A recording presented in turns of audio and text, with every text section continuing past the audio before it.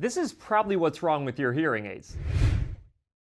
Hey guys, Cliff Olson, Doctor of Audiology and founder of Applied Hearing Solutions in Phoenix, Arizona. And in this video, I'm covering the top 3 things that can cause your hearing aids to malfunction and what you can do to fix them. Hearing aids are nothing short of amazing. To see how far hearing aid technology has come in just the past several decades is absolutely mind-blowing. Today's modern hearing aids have gone from devices that pretty much amplify everything in your environment, including the sounds that you do not want to hear, to devices that can selectively amplify good sounds like speech and music, while at the same time reducing amplification given to sounds like restaurant noise, road noise, and the sound of your air conditioner fan. Not to mention, these new age hearing aids are pretty much all rechargeable, they're smaller than ever, and they can stream audio directly into your ears from your smartphone. And all of that stuff is great, as long as your hearing aids actually work. You see, there are some common issues that hearing aids run into on a regular basis that will take those tiny little supercomputers and turn them into really bad paperweights. That's why I want to cover the top 3 hearing aid malfunctions and what you can do to either prevent them or fix them so you can get the maximum amount of benefit from your hearing aids on a consistent basis. But before I do me a huge favor and click the like button. It really helps out the channel. And if you are not yet subscribed to the channel with notifications turned on, go ahead and do that as well. It's greatly appreciated. And a huge shout out to Signia for sponsoring today's video. Signia is known for pushing the boundaries of hearing aid technology. And one of their most popular innovations to date is the Signia Silk,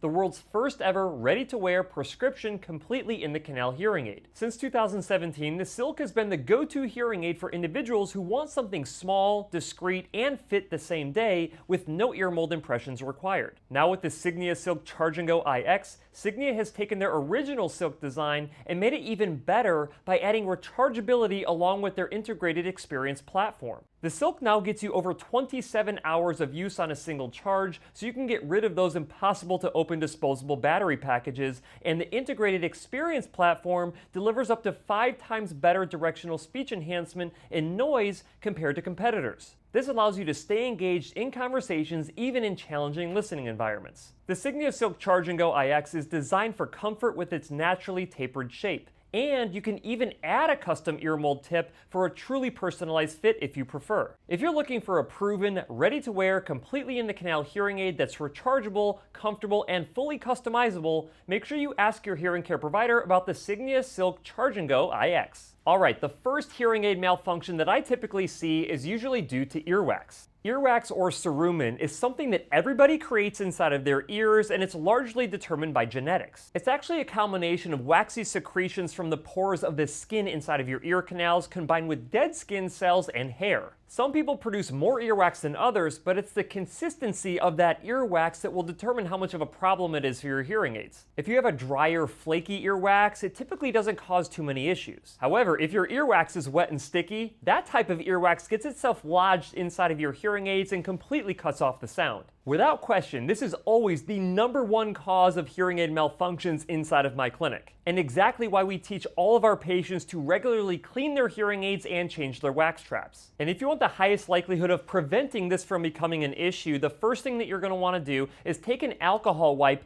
and wipe off the tips of your hearing aids. Whatever part of your hearing aid goes inside of your ear canal, you'll want to make sure that you clean that off regularly with an alcohol wipe. Second, you need to change your wax traps anytime that you perceive the sound of your hearing aids dropping. Or you may even want to do this on a regular schedule based on what your hearing care professional recommends. And third, you need to get your ear canals cleaned regularly by your hearing care professional. Hearing care professionals remove earwax all of the time, which means that they're usually very good at it. So if you've ever had a bad experience with professional earwax removal at an urgent care or primary care physician's office, don't worry, it will be 10 times better at an audiology clinic. If you can do all 3 of these things consistently, the likelihood of having a hearing aid malfunction due to earwax is extremely low. The second type of malfunction that I always see is due to your hearing aid batteries. Battery issues can occur regardless of whether you're using disposable batteries or rechargeable batteries. Let's talk about disposable batteries first. The first thing that you need to look at is the expiration date of your disposable batteries. Every hearing aid battery is manufactured with a 4-year expiration. However, the closer that you get to this expiration date, the less reliable those batteries will be. Another issue that can happen with disposable batteries is them shorting out because you let let them touch each other before you start using them in your hearing aids. With the new impossible to open disposable battery packaging, a lot of people are actually cutting out those batteries and putting them inside of a container.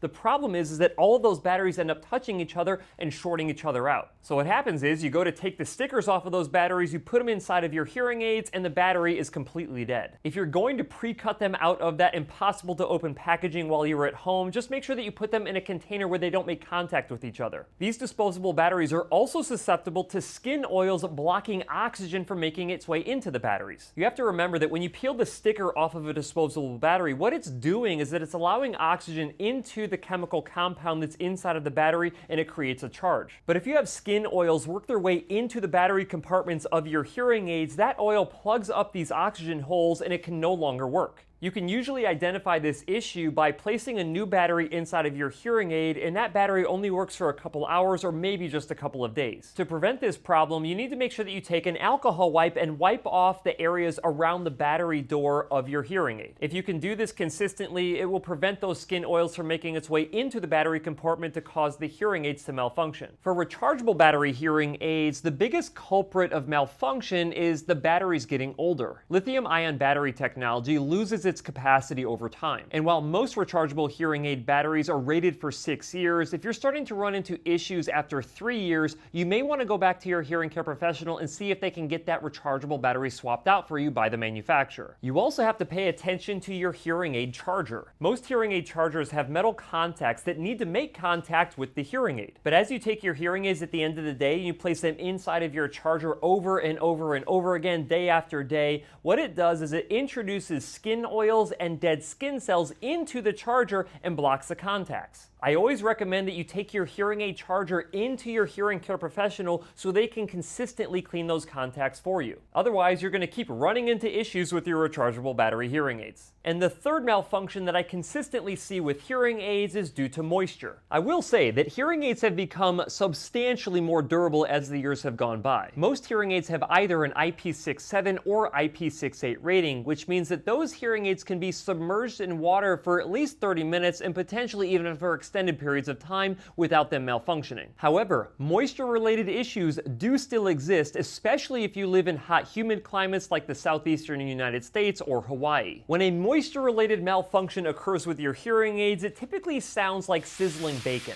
So if you notice a sizzling bacon sound and you don't smell bacon, it means that your hearing aid probably has some moisture damage. This usually means that water has penetrated the microphones of your hearing aids, which is the weakest link for moisture of your devices. To prevent this, I usually recommend that most hearing aid users invest in an at-home hearing aid dehydrator. This way, if you happen to get them really wet by jumping in a pool or jumping in the shower accidentally, you can get them dry as fast as possible. Some at-home hearing aid dehydrators are better than others, but the rule of thumb here is to just not use rice. All the dust that's in rice ends up getting into the microphones and it just makes the problem worse. It's also worth noting that some hearing aid clinics have professional dehydration systems that can remove 100% of the water out of your hearing aids in a few minutes. So make sure you ask your hearing care professional if they have one of those professional dehydrators. And there you go. Those are the top 3 hearing aid malfunctions that I always see inside of my clinic and what you can do to prevent them and even fix them. But I want to hear from you. What type of hearing aid malfunctions have you run into with your hearing aids? Let me know down in the comment section, and I'll see you in the next video.